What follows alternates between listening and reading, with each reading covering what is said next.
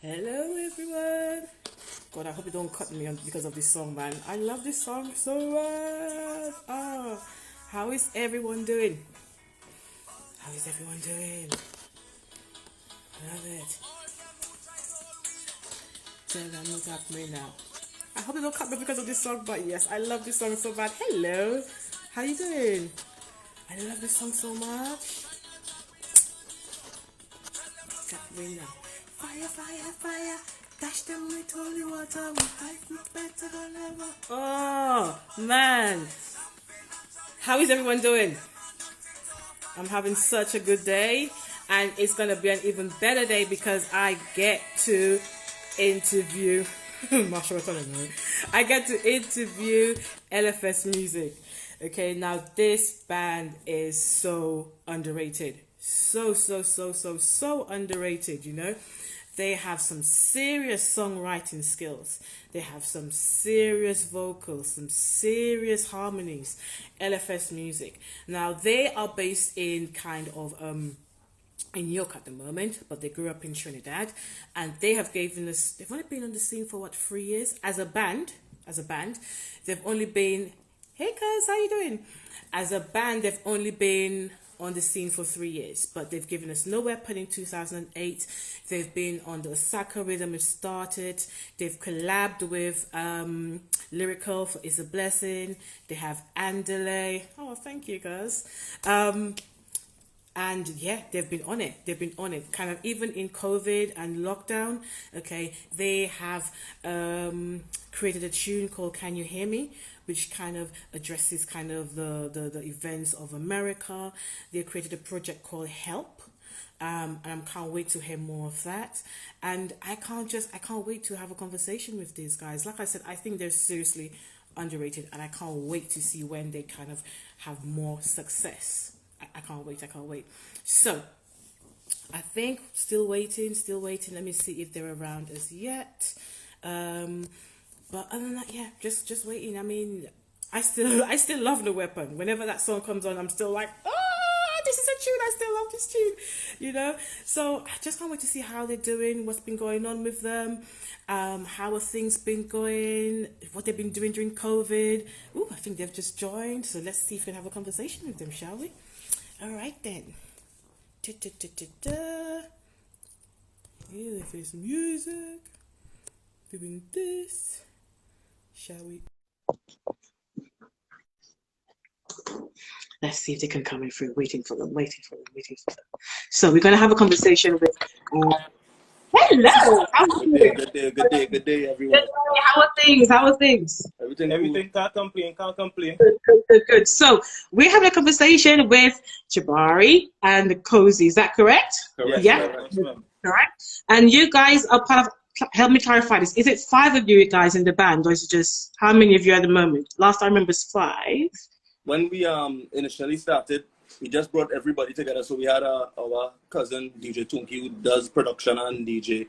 We had our cousin Wiz, who does production as well. And we had a live drummer. So we pretty much built a show based on everyone's talents, me and him songwriting and stuff like that. So right now, as far as what you will hear when you listen to the music, unless Tunki or Wizkid produce it, it'll be me and Jabari singing. So we are the vocalists in the group. You're the vocalist. Oh my! I was just saying, I'm still loving the tune from 2018. I love this song so bad. I love this song so bad, and I see that you guys have really been really busy. I know you guys are brothers, like blood brothers, literally brothers. But I'm wondering, how did you guys come up with the band in the first place? Was that something which was just a natural progression for you guys to come up with the band, or did you guys sit down and think, you know what, let me do this?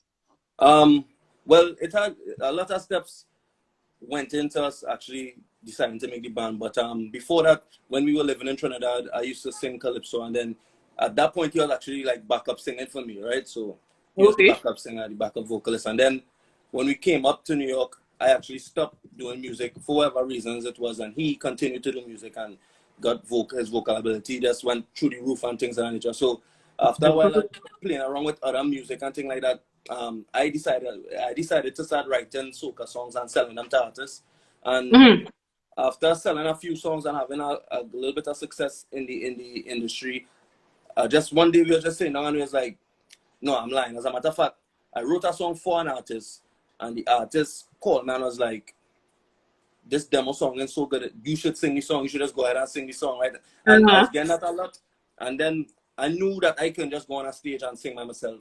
I needed him. You understand what I'm saying? I needed him next to me because that would make it. If both of we fail together, then is both of we fail. You understand what I'm saying? But if both of we the stage and we succeed, is a love. So we just had a discussion, and then that's when everybody else was doing, like my cousin was producing stuff, and my cousin just get DJing, right? So it was just a perfect storm. A lot of things happened at the same time, and it just happened like that. I like it. Now, LFS, I like it. But LFS, loyalty and focus equals success. Is that something you guys still go by now? Has that changed at all? Nah, I don't think it will ever change either. Is we call it the equation to life. Like once you have loyalty and focus, like you're bound to succeed in whatever you put your mind to, you know. So I think that's something that we always will have, and it wouldn't change at all. I don't think it will ever change. And the LFS was before music, so it was like we tried to come up with a bunch of names and stuff, but LFS was something that the family had going on before music. Years before music. So it was just like, yo, we're just gonna add music to the end of it, because it really LFS is what describes us, the unit. You understand what I'm saying? So it was just easy to just go ahead and put music at the end of it and keep it going. I like it. So I kind of, when I listen to your music, okay, I kind of get the Teddy St. John, I get the voice kind of vibe, the kind of motivational, positive, relatable messages. Is that your aim for your music? Is that what you came with and said, right, okay, this is what we want to be bringing out? Or did it just happen? Is actually just what I guess comes easier for us. We said before, like the wind up and the jumping and the party music, we could do that also, but what comes naturally to us mostly is just positive energy and positive music. That's what we want to spread. We want to make music that people can listen to, if trying to still hit them at home, you know what I mean? Once you do that and hit that hard, then that is, I think that's what most important to us, that people can listen to the song and really think that it has a really effect on them in life in general. And beyond, because you can listen to certain party songs, you can listen to it 10 years from now, and once you're in a party, it's going to resonate the same. But I think we like to make music that people can listen to at any point of the day, any day, Sunday through Sunday, and still be relatable. So that is, we try to make music that a little bit more general and a little bit more relatable to people in their everyday lives. I think you guys have succeeded in that very, very well. Now, I'm just kind of thinking about you guys, right? You guys have such good kind of synchronicity. Your harmonies and your vocals are just so cool. And your music is just, it's so inspirational. How do you guys get your inspiration for what you do? You have to sit down, or is it just through everyday life? What's your process? In terms of the harmonies and the actual structure of our music, or the content? Yeah. Well, in terms of let's start in terms of the content first, and then in terms of the harmonies and the vocals. Well, yeah, with the content is just seeing, being observant, seeing things people going through, listening to people when they're telling you things they're going through, or just being self-reflective and looking back on things we went through in life, you understand what I'm saying, and trying to place that in the music. So that is that. But as far as the harmonies, I would like to give credit to my mother and my grandparents for, like, Christmas time coming as Temptation albums on repeat and them kind of thing, cleaning up the house, Bob Marley and things like that. So like Luther Vandross, right? So the music and like just hearing harmonies, like we naturally, like if we're listening to a song, even if the song doesn't have the harmony in the song, we might just be singing it in the harmony. Sometimes we could be wrong as well, but sometimes we be correct. So like harmony is just something that I think we grow to understand and really grow to appreciate in music. Okay, is that something you guys had to work on really hard, the harmony between you two, or is it something that just came naturally? Because you guys are, it's tight. I think like the tone of our voices aren't really much different, so it's not hard for us to sound or for the voices to mesh on a song, but just harmonies itself, it just comes with listening to the song and listening to probably the instrumental, and you just find a way, you find a way within the music and how to dance and mesh certain things together. So it wasn't really hard. I think it's ever hard. Probably certain songs are harder than others to find the perfect harmony, but other than that, it's not really a difficult task. Difficult thing. Okay, so now I'm just kind of thinking of soca and the soca industry at the moment, right? And it seems to be kind of primarily dominated by single artists. I mean, there've been a couple of groups, Cares, Ecstatic, Byron Lee, Burning Flames and that lot, but it's predominantly kind of single artists. I'm just kind of wondering from your perspective, do you guys think you have what it takes to kind of endure as a band? Yeah, I believe so because I think I don't want to speak on other people's situations or anything that I don't have full knowledge of. But what I do know is, as long as I know myself, I know Jabari. You understand what I'm saying? Right. So when it's not like, it's not my life. There's no day in my life where it don't have Jabari in it. So like music is like it's second nature because I'm living with this person my whole life to this point. You understand? Right. So it's not Okay. like I could say like I could see myself doing music without Jabari because it come like I saying I could see myself being without Jabari prayer and that never crossed my mind. So like Right. it's either it work or it don't work because I don't see it changing unless he decide you want to write out. To me, it kind of makes it easier for us because you always have support. You're not really in it by yourself. I feel Right. like, so you always have somebody to support you, or to have an ear to listen to, somebody to help you make decisions. So it's Right. definitely easier for me at least to say, because we both had, I had a part of my life where I was doing solo music and making R&B music and stuff, but it's always easier when you have somebody there that really going through everything that you're going through together, so it's simpler for me. And even at the point when he was doing R&B music, I was behind him, supporting him, and I was a part of the process the same way. So it's like, yeah, we just, everything we do, we somehow, in some aspect, we do it together. Come back to you. So you guys have done probably other genres, but you guys have come back to kind of soca, right? Yeah. Am I getting that right? Okay, so let me ask you this. In a band, how do you guys decide things? So what happens if you guys have a disagreement about how a song should go, how a production should go, where it should go? Does anyone have the trump card, or how you guys deal with that? Nah, I believe, well, thankfully we have a lot of good people that we do music with around us. Shout out Right. to TC from Precision, shout out to Peter Wildfire, Noel. So whenever it's me against him as far as a decision, we always have the vocal engineers that we trust, or people that we trust that would tell us like, nah, I think Jabari idea sounding better. I think your idea sounding better. So we always kind of just put it on the back of a third opinion. And then we sometimes record both opinions and listen to it. And over time, we'll see the light and figure out which one is which one is the better. I like it. Thinking about kind of No Weapon, because I guess that's where I kind of first heard about you guys. How did that song come about? Was there a particular event that happened and you just brought this song about? How did it reach? What happened? Actually, No Weapon wasn't even supposed to be the first song that we released. We actually had a song recorded, a video shot for a song, and then No Weapon, that's the beat for No Weapon, and he started writing to it and just brought it to us. And I think we let a couple people listen to the song at first, and some people was like, no, we should play the other one or release the other one first, and it just came out to No Weapon being the first one that we released, and it just took off. It just went with it. But it wasn't the song itself, was, as you say, motivation from song just come from life experiences, our life experiences, just other people's life experiences, and the song was put out and it just took off. That was it. And how was it? Because I think, Nicosi, I remember you in an interview saying, I did not think I would be interviewed for nothing whatsoever. Yeah. So how did that change your life?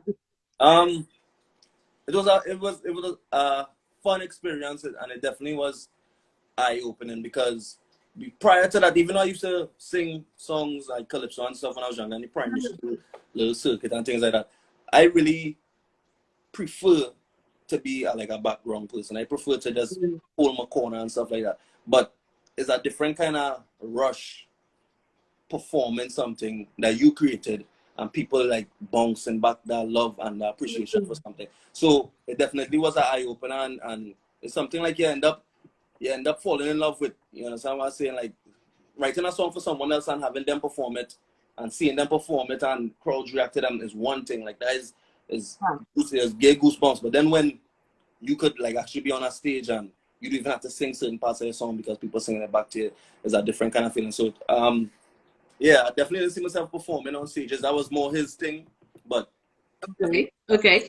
And do you still like it, Jabari? Is that for is sure? That still It's always a good vibe. Especially the best thing is to see the energy reciprocated when you're on a stage and people singing a song and give you that energy. So yeah, it's something I always love. Probably the best part of making music is performing music. Mm-hmm. And well, now with lockdown, well, COVID and everything, you're missing that. So I guess I'm kind of wondering what you guys have been doing in that time. So I know that you guys have released a tune, Can You Hear Me? And you guys have kind of done the Help project. I see you guys cycling all over the place. So what's been going on? What else has been going on?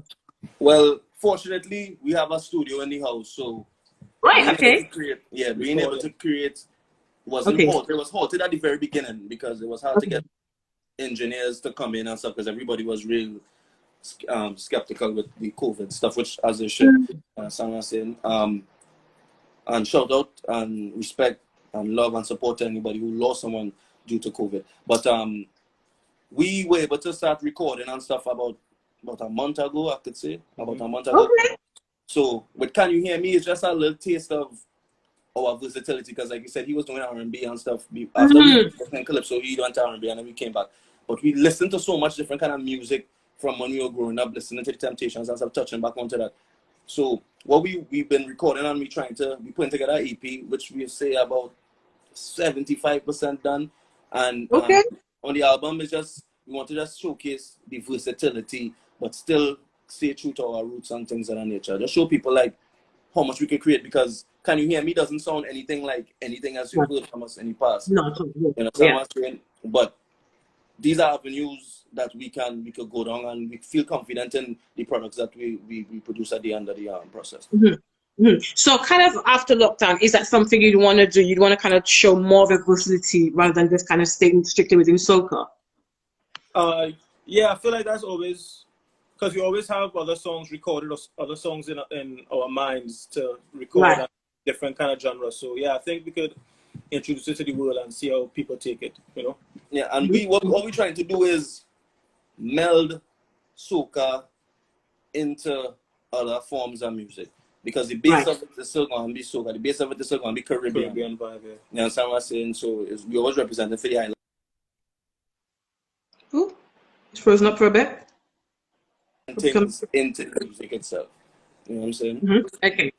Fantastic, thank you. So, I guess I want to find a little bit more about you two, okay? So, if I had to ask you guys what your strengths and weaknesses are, so let's start with Jabari. Jabari, what do you think Nkozi's greatest strength is, and what do you think he needs to work on a bit more? Writing definitely. His greatest strength is writing. So, yeah, and weaknesses I wouldn't know. I think I'll say weaknesses. Let's say something. Exactly. Something you think he needs to work on a bit more. You know, just a little thing. For sure, his strength is writing. Something he could work on. Probably vocally. How he attacks certain things vocally, probably. But he definitely getting better and working on that for sure. But for sure, he's a great songwriter, and the things he brings to the table is like it's different. Like the ideas he comes up with is ridiculous. Okay. Nkosi, what about Jabari? What do you think?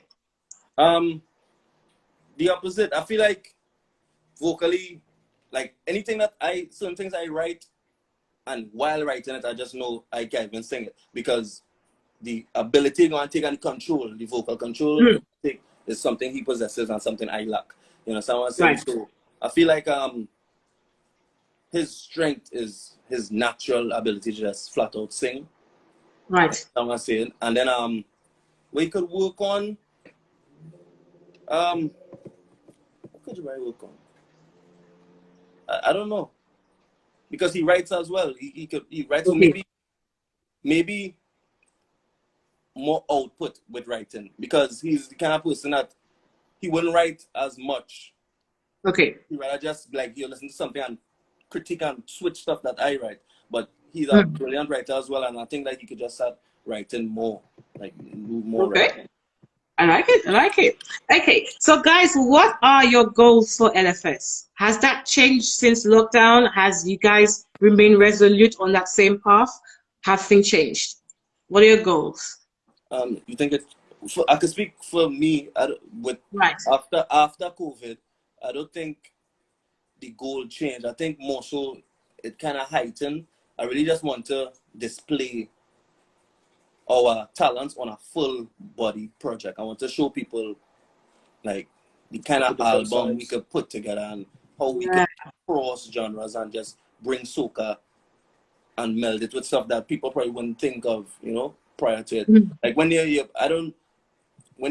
think you're going to listen to a soca album, I don't know what people think they're going to hear. I don't know what people going to listen to a soca album thinking. Whether it's they're just going to hear songs that they already heard already with a few that they haven't heard. But I really want to like create a energy and an album from top to bottom and try to tell a story or create a mood with an album and let it be based in soca. So I really want to, that's my goal, to really put this project together and get it out to the people. Okay. What about you, Jabari? What do you think? Pretty much the same. I feel like, as I said earlier, we have so much different ideas and melodies and tones in our head to just put it out there for the world and let people hear a different side or a different way to attack soca music or make music in general, you know. So that's important to me, to just let people hear the music and enjoy the music that we make, you know. And you guys have done quite a bit of collaborations, you know, Lyrical, Precision, all these other people. Who would be your top 3 people you think you'd love to collaborate with at the moment? I honestly don't have a list. Okay. I like to work with anyone who appreciates the kind of music we do and see value in it and would like to work with us.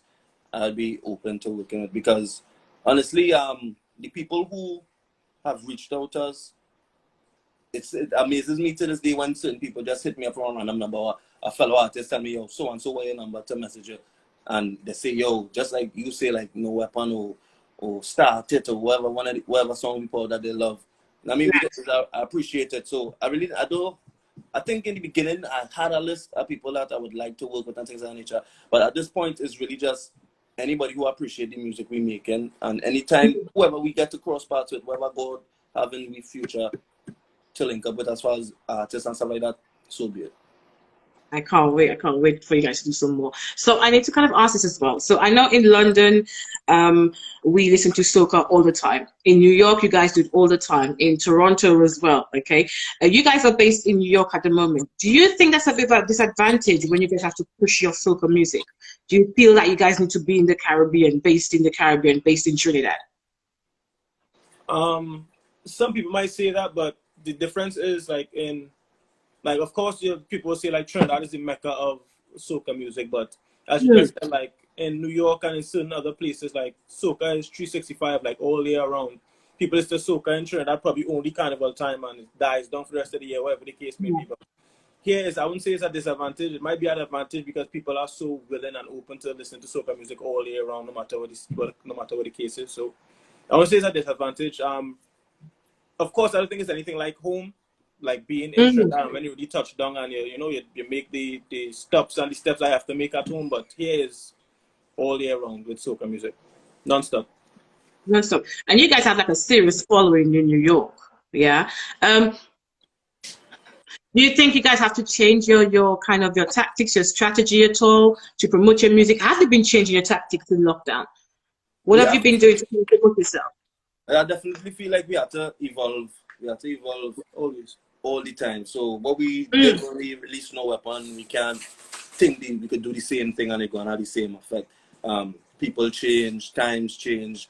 A lot of people advancing their social media presence and things like that. So yeah, we learning when we creating music, we learning when we releasing music, we learning when we see how people react to music, and it's ever evolving, like everything in life should be. Like even when you pick up the cycling, 2 weeks ago, I didn't have a bike, he didn't have a bike. My father been cycling for years and been trying to get us to cycle and stuff, but with COVID and having a little bit more downtime and no gyms and things like that, we decided to take it up, and now you're enjoying it? Yeah, it's fun. It definitely is fun. It definitely is fun. I experience. Okay, so you guys have picked up cycling during Corona. Anything else you guys have picked up during Corona? Yeah, thankfully not Corona. Not Corona, yeah. Yeah, but cycling. Yeah, I think that's about it. The main thing is the cycling. Yeah. But that the whole, because it's not just us, it's the entire family. Yeah. Everybody have bikes now, so we actually what it is, Tuesday. Saturday we are attempting to do a 100-mile ride. So Wow. stay tuned to see if we complete that. I know. It's a mission. Well, good luck. I could not do that for no one, but good luck with that. Good luck, good luck. Okay, so I think before we kind of cut this, is there anything else you want to say? Have you guys got any more songs coming up, like real quick? Yeah, we have Soon. stuff. We have a couple things. Like I said, we're 75% done with Okay. stuff. We already recorded things for rhythms and stuff. We actually have something else to record this week. Music is constantly being made, so there'll be stuff coming out soon. God's real life and health, as we see fit, and as once we get them perfected and everything ready to go. Fantastic. Guys, I think we would love to hear some of your vocals. Is there any way you can give us a 1-2 tunes, please? 1-2 lines. Sure, no problem. Ready, fire. For all them who try to hold we don't say, tell them look at we now. Praying for we now for so long, yeah. Tell them look at we now. As you're smiling, there where you from. Tell them look at we now. Trying to drag with them to the ground, yeah. Tell them look at, tell them say, fire, fire, fire. Dash them with holy water. We life look better than ever.